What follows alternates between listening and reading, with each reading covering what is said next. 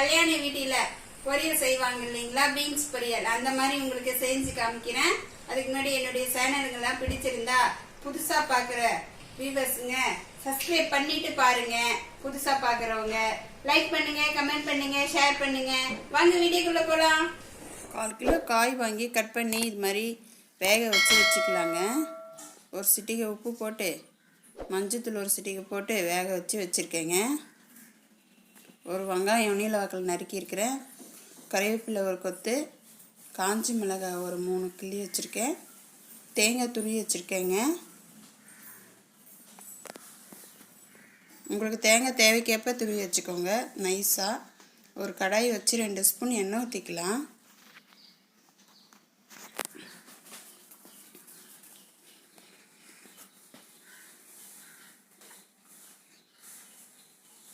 கடுகு உளுந்து பருப்பு 1 ஸ்பூன் போட்டுக்கலாம்.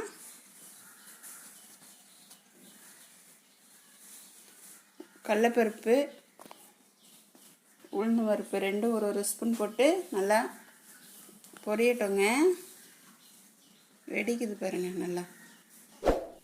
பூண்டு 4 பல்லு பூண்டு பொடியை நறுக்கி சேர்த்துக்கலாம்.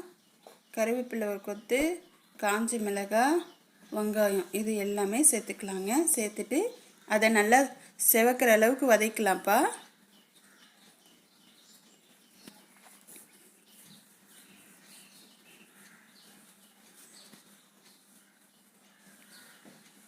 வதங்கிட்டோம் நல்லா. இந்த காய் கல்யாண வீட்டுங்கள்லாம் வைப்பாங்க இல்லைங்களா, அந்த பொரியல் இது ரொம்ப நல்லா இருக்கும். காரம் இருக்காது. சின்ன பசங்களுக்கு குழந்தைங்களுக்கு கூட கொடுக்குவாங்க. காரம் இல்லாத பொரியல் இது.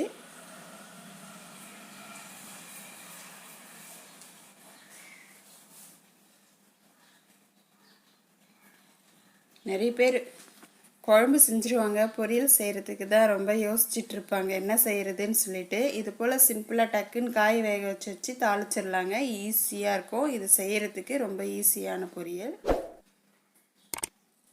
காய் போட்டு நல்லா மிக்ஸ் பண்ணிக்கலாம்ப்பா.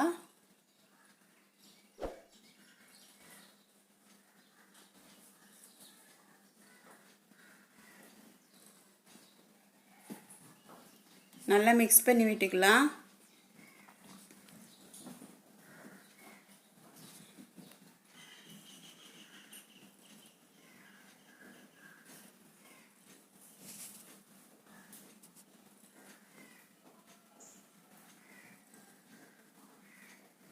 காய் வேக வச்சதுனால கொஞ்சம் தண்ணி இருக்கிற மாதிரி இருக்குங்க. அதனால் நல்லா வதக்கிக்கலாங்க அந்த தண்ணி பதமெல்லாம் போகிற அளவுக்கு.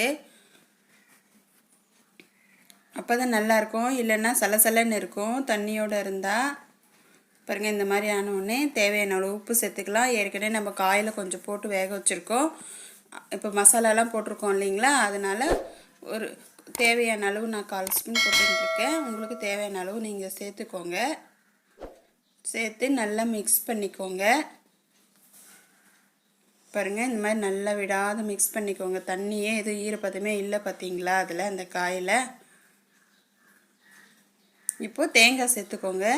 நல்லா நைஸாக துருவி வச்சுக்கோங்க தேங்காய். அதை சேர்த்துருங்க.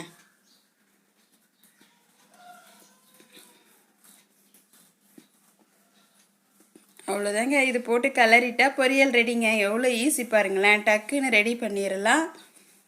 காய் வேக வைக்கிற நேரம் தாங்க. தாளிக்கிறது 5 நிமிஷத்தில் தாளிச்சிடலாம். அவ்வளோதாங்க, பொரியல் ரெடி. நீங்கள் ட்ரை பண்ணிவிட்டு கமெண்ட் பண்ணுங்கள், லைக் பண்ணுங்கள், ஷேர் பண்ணுங்கள். மறந்துடாத சப்ஸ்கிரைப் பண்ணி விடுங்க. தேங்க்யூ.